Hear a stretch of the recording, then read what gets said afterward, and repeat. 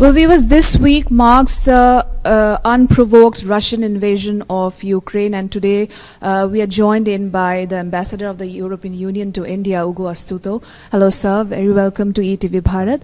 Well, as we know that, of course, tomorrow we are going to complete 1 year of the Russian invasion of Ukraine. So my question to you is, how do you see the situation changing, on also the fact that the Russians are becoming more aggressive, which has become a global concern and a threat to international security? How do you see this coming, and given the fact that, how are you handling the situation on the ground? Thank you. Well, as you say, tomorrow we are going to mark a very sad anniversary. It's 1 year since this unprovoked and unjustified aggression from Russia to a peaceful neighbor. It's a clear violation of the UN Charter, a violation of international law, and by a very member of the UN Security Council, so it's particularly concerning. And on top of it, Russia had also guaranteed the borders internationally defined in 1994 in the so-called Budapest Memorandum. Since then, we have seen an escalation of violence, incredible devastation, loss of life, loss of property, and I'm afraid also mounting evidence of war crimes. We know the name of Bucha, unfortunately, is now known for that. But it's not the only case. In other territories occupied by Russia and then liberated by Ukraine, we see evidence of war crimes. So what the European Union, together with its partners and in NATO and allies, has been trying to do is to support Ukraine as much as we can, economically, politically, and also through the supply of weapons. It's the first time in the history of the European Union that we use EU budget to supply weapons. It's an extraordinary measure which has been dictated by the extraordinary nature of this aggression.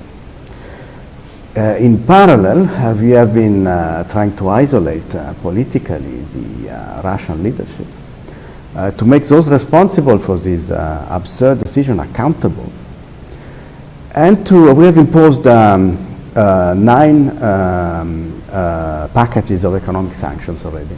And there we speak, we are discussing a 10th package in Brussels. So the purpose of these sanctions is largely to affect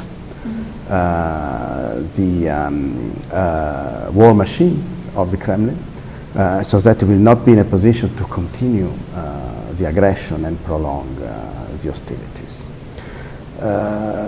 And I think it's fair to say that these sanctions are biting.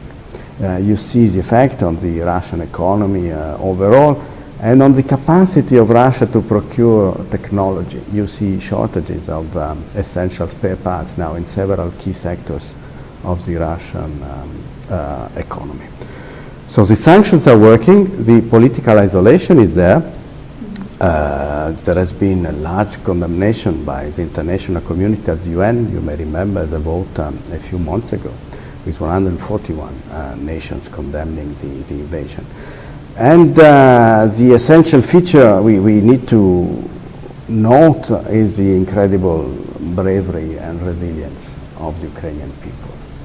And today and tomorrow, on the occasion of the anniversary, we shall pay tribute to this resilience and commemorate all the innocent victims of the war.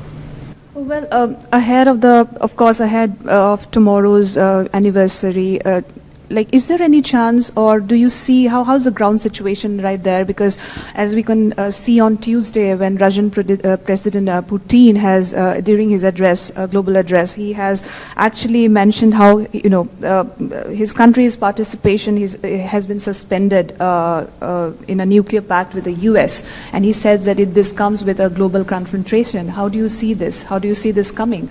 Of course, do you expect more bombings, and how's the situation out there?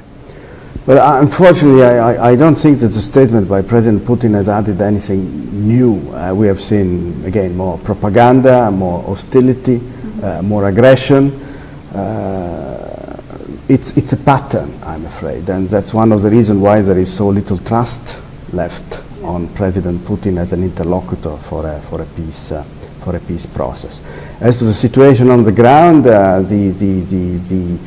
the aggression continues, unfortunately, and the fight continues, particularly in the east now, causing horrific losses. And it's all the more deplorable that all these basically could end on the spot if the Russian leadership decided to stop the aggression and withdraw and respect the sovereignty and territorial integrity of its neighbor. So my second question to you would be, like, we have seen a surprise visit by US President Joe Biden recently to Ukraine. And how do you see this when it comes to what message does it send, and what exactly does it indicate when it comes to the entire situation of the conflict? I think it's further evidence of the unity of the US, Europe, its allies within NATO, vis-à-vis the Russian aggression. We stand with Ukraine. And we will continue to stand with Ukraine. Ukraine has a right to defend itself against this illegal and unprovoked aggression. And we shall support Ukraine with all the means we have available. I suspect the Russian leadership hopes that there would be a fragmented reaction from Europe and its allies. That's not the case. We are all in this together, and we shall continue to support Ukraine. Well, the fact that Russia has been blaming the West for the conflict, of course, and we have seen the consequences. How do you see this coming? And also my question would be rather on how India has taken a stand when it comes to the conflict. It has reiterated its stand in different international forums. So is there any talk or any kind of contact with the Indian side when it comes to resolving the conflict? Well, India is a friend and a partner, so talks and conversation are continuous. Specifically, we have all greatly appreciated the statement made by the Prime Minister that it is not a time for war. That was a very important statement. Then we have seen also India contributing to the arrangement which is in place to export grain through the Black Sea. So I think there have been various instances where India has shown its intention to positively contribute to a possible cessation of hostilities. We need Russia to stop the conflict and withdraw, respect Ukraine in its sovereignty and territorial integrity in the internationally recognized boundaries. Well, coming to one very major issue that the entire global community is actually looking to is the China factor, of course, the growing aggressiveness of China, and also India's ties with China. We have seen the influence in the Indo-Pacific, and there are a lot of, we talk about the Quad, there are a lot of countries coming together to actually counter China in that case. So your take on it, how do you see this country particularly? Well, I think that India and the European Union have a convergent view of the future of the Indo-Pacific. We want a region which is peaceful, stable, prosperous, and we have a positive agenda for the Indo-Pacific, an agenda which is underpinned by a cooperative approach to international relations, the need to defend the rules-based system of international governance. That's why I think that India and the European Union can cooperate well in the Indo-Pacific. This is already happening in a number of fields, not just security. We take a holistic approach to the Indo-Pacific about how to foster growth, how to achieve sustainable development growth, how to protect the environment, fight against climate change. So I think there is a very broad and positive agenda that we can pursue together. And also China's ties with Russia. In that case, of course, your take on the bilateral, the geopolitical shift that we have seen, particularly arising out of this conflict. How do you see that? Well, let me put it this way. I think we have, as the international community, globally, the same interest in respect for international law, in upholding the values and principles of the UN Charter. And that is something that should bring all of us together, irrespective of the region of the world where we live in. Right. My last question to you would be, of course, this Russia's unprovoked war against Ukraine has actually led to a global energy crisis and highly impacted the energy and food markets, as you can see. So, how the European countries are tackling the rising prices and, of course, the fact that the scarcity of the supplies, and your take on that, basically.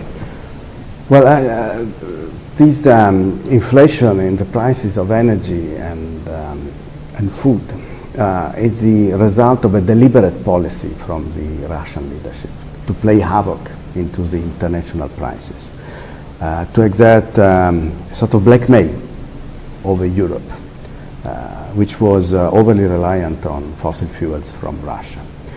Well, to put it bluntly, the era of Russian fossil fuels in Europe is over. Okay.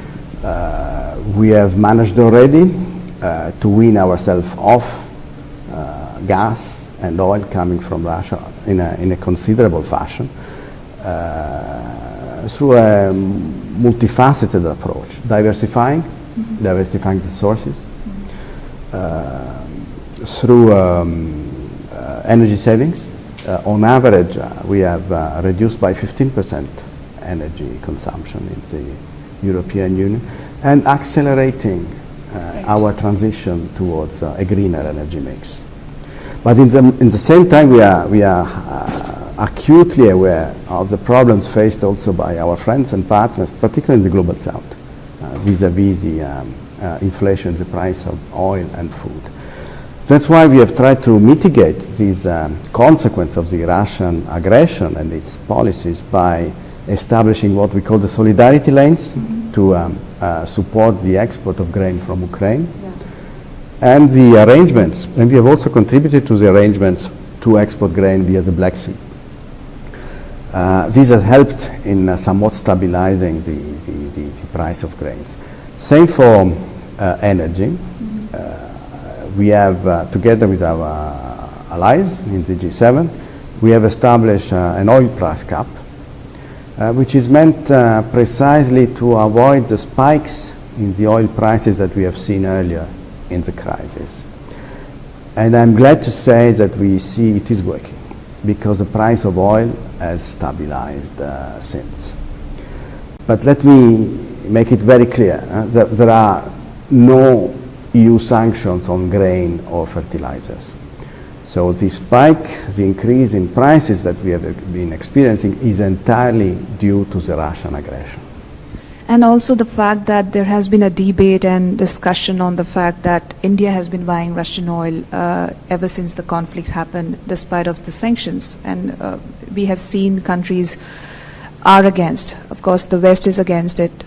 Your take on that, of course, what do you have to say? Well, I think we understand and respect the position of India, and we also understand the constraints India is addressing. But we appreciate also the role of India, as expressed in the words of the Prime Minister, in order to put an end to this conflict. Your message, of course, to the global audience, what do you have to say on this particular day? Of course, we have seen the aggression. Last year was a havoc for for the entire community. Your take, your message. Well, Russia has to stop its aggression and withdraw, and respect the sovereignty and territorial integrity of its neighbor. Thank you so much, Ambassador, for joining us.